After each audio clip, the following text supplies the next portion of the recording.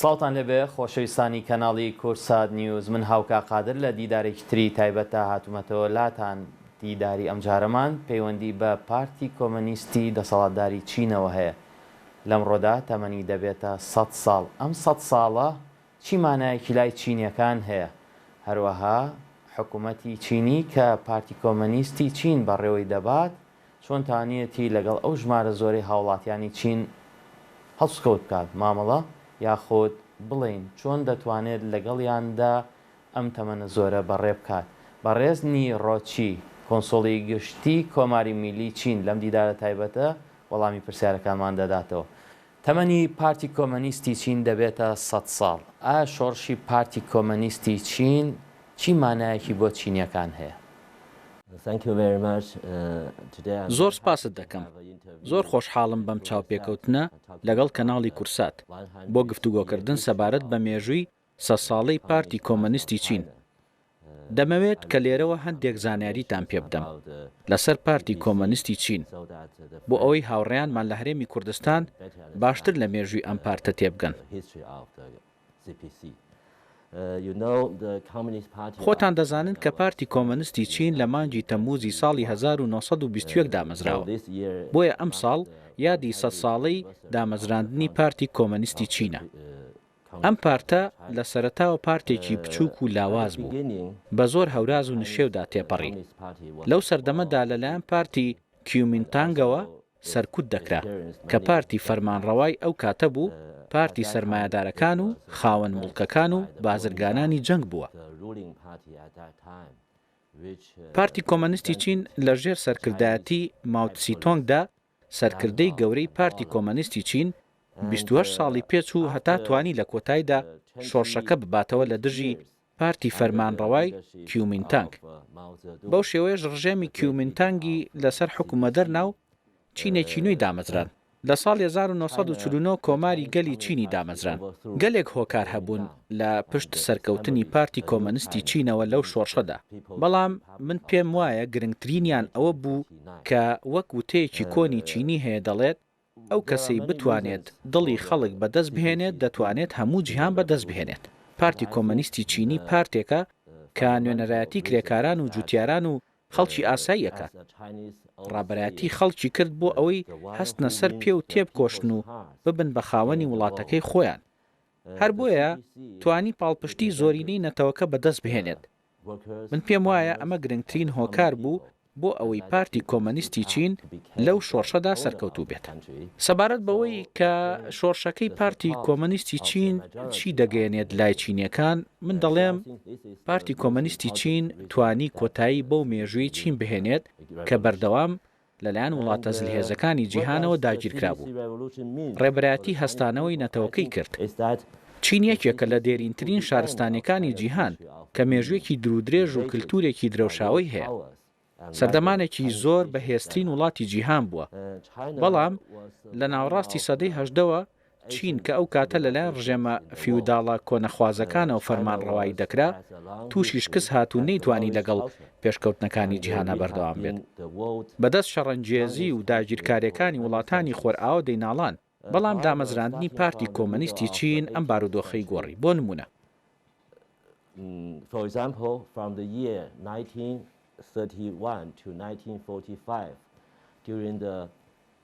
لا جەنگی دژی ژاپۆن لە نێوان ساڵانی 1931 بۆ 1945 کە ماوەی 14 ساڵی خایاند و بەشێکی گرنگ بوو لە جەنگی دووەمی جیهان، پارتی کۆمەنیستی چین کۆڵەکە و پاڵپشتی سەرەکی جەنگەکە بوو. لەژێر سەرکردایەتیان پارتەدا گەلی چین توانیان ژاپۆنیەکان شکست پێبێن و مێژووی 100 ساڵەی شەرمەزاری و ڕسواکردن پاپ بکەنەوە. ئەمە جگەل لەوەی کە توانیان یەکێک لە 5 کورسیە هەمیشەیەکەی ئەنجومەنی ئاسایشی نەتەوە یەکگرتوەکانیش بەدەست بهێنن. نمونەیەکی تر بریتیە لە جەنگی کۆریا لە ساڵی 50کان. چین کە ئەو کاتە تازە دەوڵەتی دامەزراندن بوو، هەژار و بێسەرچاوە بوو، بەڵام توانی گەورەترین زلهێزی جیهان شکست پێبهێنێت کە ئەویش ویلایەتە یەکگرتوەکانی ئەمریکایە و بەو ڕووداوە هەموو جیهانی تووشی شۆک کرد. لەو کاتەشەوە هیچ وڵاتێک بێوەری ئەوەی نەکردووە گێچ هەڵبەچین بکات. لە ساڵی 60ەکانەوە زۆر بە سەرکەوتی بۆمبی ئەتۆمیمان دروست کرد. یەکەم مانجی دەستکردمان ڕەوانەی بۆشای ئاسمان کرد. بناغێکی زۆر پتەی پیشەسازیماندانا. ئەم کارانە هەمووی لەژێر فەرمانڕەوایی و لە سەردەمی پارتی کۆمەنیستی چینی داکراون. بۆیە ئێمە بەم سەردەمە ئەڵێن سەردەمی هەستانەوە.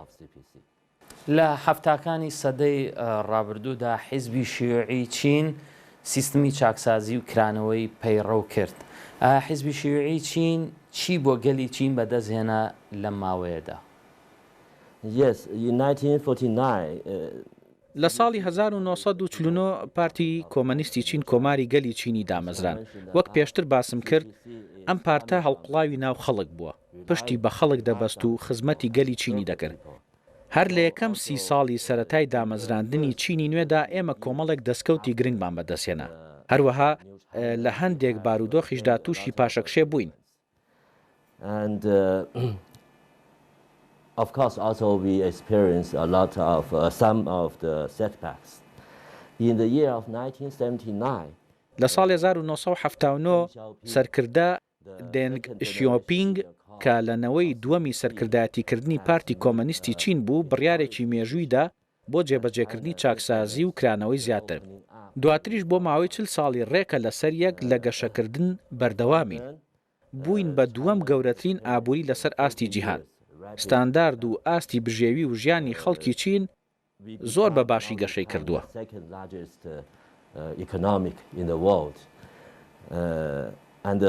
Also the living standards of Chinese people have been greatly improved. Maham Jalal, who is a good friend of China. سەرۆک مام جەلال کە هاوڕێکی زۆر باشی چین بوو، لەلایەن خەڵکی چینەوە زۆر ڕێزی لێدەگیرا. یەکەم گەشتی بۆ چین لە ساڵی 1955دا بوو کە ئەو کات وەک نوێنەری ڕێکخراوی لاوانی جیهان هاتبوو. چینیش ئەو کاتە هێشتا وڵاتێکی هەژار و بێدەرەتان بوو. بەڵام کاتێک لە ساڵی 2003 جارێکی تر سەردانی چینی کردەوە وەک سکرتێری یەکێتی نیشتیمانی کوردستان و دواتریش لە 2007 وەک سەرۆکۆماری عێراق هات، لە دوای زیاتر لە 50 ساڵ مام جەلال زۆر سەرسام بوو بەو هەموو گۆڕانکاریە گەورە و بنەڕەتیانەی کە لە چیندا ڕوویاندا بوو.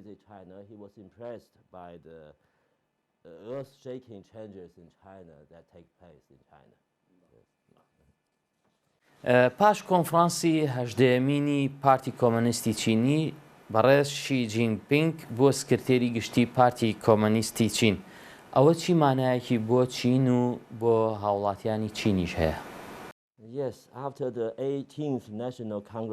لە دوای کۆنگرەی نیشتیمانی هەژدەیەمی پارتی کۆمەنیستی چینەوە لە ساڵی 2012 سۆشیالیزم بە تایبەتمەندی و شێوازی چینی پێینا سەردەمێکی نوێوە. پارتی کۆمەنیستی چینی بە سەرکردایەتی هەواڵ شی جینپینگ چەندین پرۆژەی گەورەی جێبەجێ کردووە کە ئەمانەش دەستکەوتی زۆر مەزنیان هەبووە و بوونەتە هۆی بەهێزکردن و باشکردنی هێزی نەتەوەی چین بە شێوەیەکی گشتی.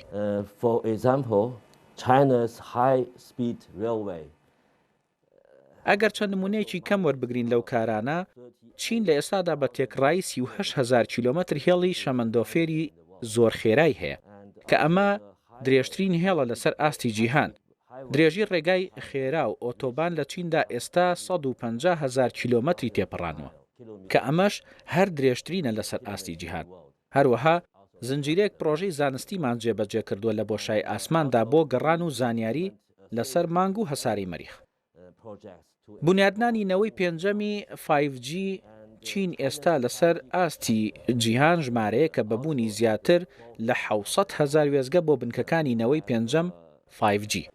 هەر بۆیە گەورەترین سیستمی نێتوۆرکی 5G مان هەیە لەسەر ئاستی جیهان. لەگەڵ ئەوانەشدا کاریگەری نێودەوڵەتی چین لەسەر ئاستی جیهان بەرفراوانتر بووە. دەست پێشخەری پرۆژەی ڕێگای پشتوێنی سەلامەتی و ڕێگا کە بریتیە لە چەمکی بوونی کۆمەڵگەیە کە داهاتووی هەموو مرۆڤایەتی تێیدا بێت لەسەر ئاستی جیهان پێشوازیەکی زۆر گەرمی لێکراوە.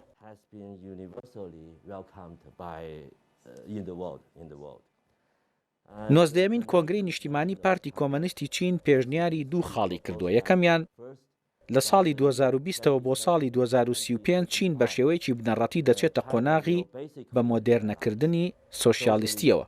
دووەم لەسەر بنەمای ئەم بە مۆدێرنکردنە بنەڕەتیەوە چین تا ناوەڕاستی ئەم سەدەیە دەبێتە وڵاتێکی سۆشیالیستی مۆدێرنی جوان و هاوسەنگی خۆشگوزەرانی و دیموکراتی و هەروە شارستانیش. حزبی شیوعی چین توانیوێتی 80 ساڵی تەمەنی لە حکومڕانیدا بەسەر بەرێت و تا ئێستاش بەردەوامە. ژماری دانیشتوانی چینیش لێکەمە لە جیهاندا. حزبی شیوعی و حکوومەتی وڵاتەکەتان چۆن توانیوێتی یاخود چۆن دەتوانێت سەرکردایەتی ئەو ژمارە زۆرەی هاوڵاتیان بکات؟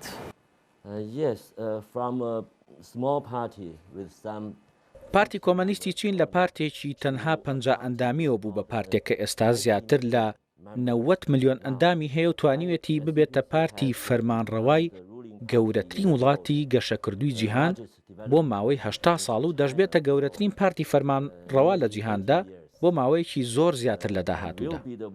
سەبارەت بەو پرسیاری کە ئایا بۆچی پارتی کۆمەنیستی چین دەتوانێت بۆ ماوەیەکی درێژ لە دەسەڵاتدا بمێنێتەوە، من پێم وایە چەند هۆکارێک هەیە. یەکەم، ئێمە تیۆریە زانستیەکانمان هەیە. ئێمە بڕوامان بە پێگەی ڕێبەرایەتی مارکسیزم هەیە و هەوڵ دەدەین مارکسیزم لەگەڵ واقعی خەڵکی چین تێک هەڵکێش بکەین. ئێمە بۆ دەڵێن گەڕان بە دوای ڕاستیدا لە ڕێگەی فاکتەکانەوە. دووەمیان، ئێمە لە ئامانجەکانی پارتی کۆمەنیستی چینیدا بڕوامان بەو سیاسەتە هەیە کە دەبێت خەڵک سەنتەر بێت. پاڵپشتی خەڵک گرنگترین هۆکارە کە بەرزبوونەوە و کەوتنی هەر پارتێک یان هەر ڕژێمێکی پێدیاری دەکرێت. پارتی کۆمەنیستی چین هەڵقوڵاوی ناو خەڵکە و پشت بە خەڵک دەبەستێت و خزمەتی خەڵکیش دەکات. هەر بۆیە گەلی چین پاڵپشتی پارتی کۆمەنیست دەکات. سێمیان، دۆزینەوەی ڕێگاکانی گەشەکردنە بە شێوەیە کە لەگەڵ بارودۆخ و هەلومەرجە نیشتیمانیەکاندا بگونجێت، وەک کارکردن بە سەرکەوتووی و چوونە سەر ڕێگەی سۆشیالیزم بە تایبەتمەندی و شێوازی چینی. گەشەکردن و بەرەو پێشچوونی چین ئەوەی سلماند کە سیاسەت و استراتیژی سەرکردایەتیکردنی پارتی کۆمەنیستی چین زۆر دروستە. چوارەم، هەبوونی ڕوحەتی بەخۆداچوونەوە و شۆڕشی نێو خود لە نێو پارتی کۆمەنیستی چینیدا. پارتی کۆمەنیستی چین پارتێکی ڕاستە. ڕاستە بە مانای ئەوە ناکە ئەم پارتە هیچ هەڵەیەک ناکا، بەڵکو بە مانای ئەوەی کە پارتی کۆمەنیستی چین بە بەردەوامی هەوڵ دەدات هەڵەکانی خۆی ڕاست بکاتەوە. زۆرێک لە سیاسەکان و میدیاکانی خۆرئاوا دەڵێن کە پارتی کۆمەنیستی چین ماوەیەکی درێژە لەسەر حکومە و دەسەڵاتی لایە. ئەمەش دیکتاتۆریە.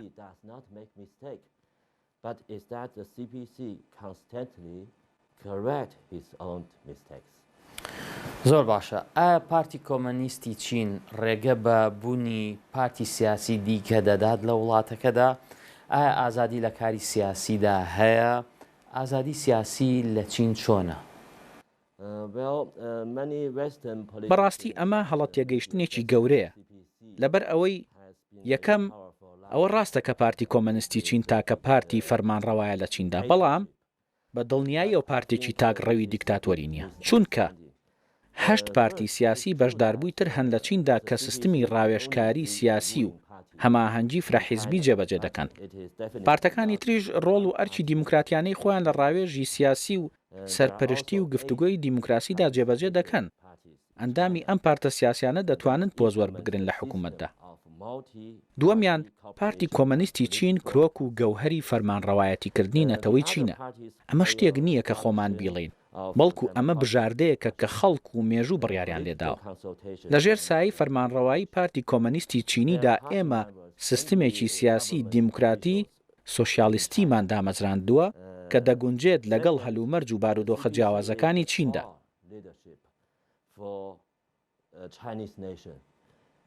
This is not self-proclaimed, but the choice is the choice made by the history and the people.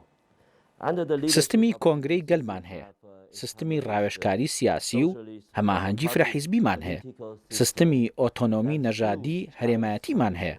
لەبەر ئەوە هەموو ئەم سیستمە دیموکراتیانە وایان کردووە کە مافە دیموکراتیەکانی خەڵکی چین بە شێوەیەکی زۆر باش بپارێزرێت.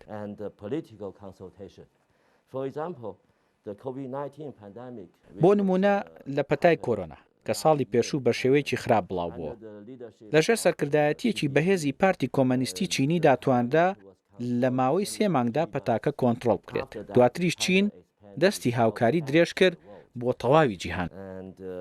ئەم کارە لە ماوەیەکی کەمدا بەبێ سەرکردایەتیە بەهێزەکەی پارتی کۆمەنیستی چین هەرگیز ڕووی نەدەدا.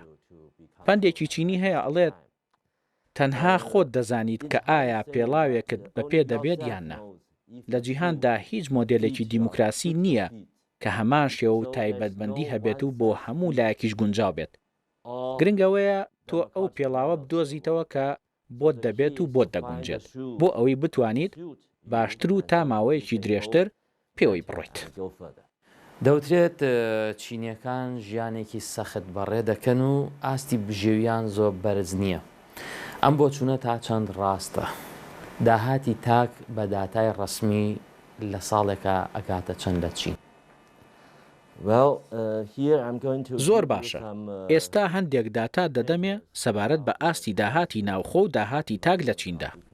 داهاتی ناوخۆی چین بە ڕێژەی لە سەدا 2.3 گەشەی کردووە لە ساڵی ڕابردووداواتە لە ساڵی 2020 و گەیشتۆتە نزیکەی 1.5 تریلیۆن دۆلاری ئەمریکی. reaching 1.5 trillion US dollars the GDP. China is the only major. چین تەنها ئابووریە لە جیهاندا کە توانی بەردەوامی بە گەشەکردنی بدات لە کاتی بڵاوبوونەوەی پەتاکەیە. لە هەمان کاتدا ئاستی بژێوی و ژیانی خەڵکی چین بە شێوەیەکی زۆر خێرا و بەردەوام بەرەو باشتر دەچێت.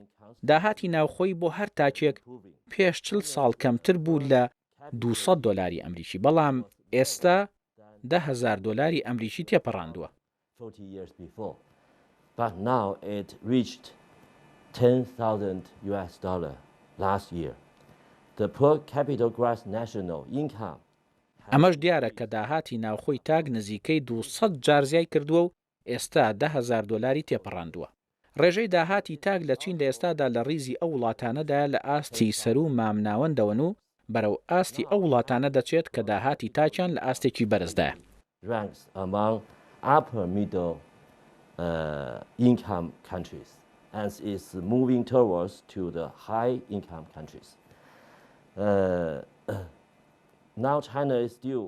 لە ئێستادا چین وڵاتێکە هێشتا لە گەشەکردندایە، بەڵام لە ساڵی 2035 ئاستی داهاتی ناوخۆی تاک دەگاتە ئاستی وڵاتێکی مۆدێرنی گەشەکردوو.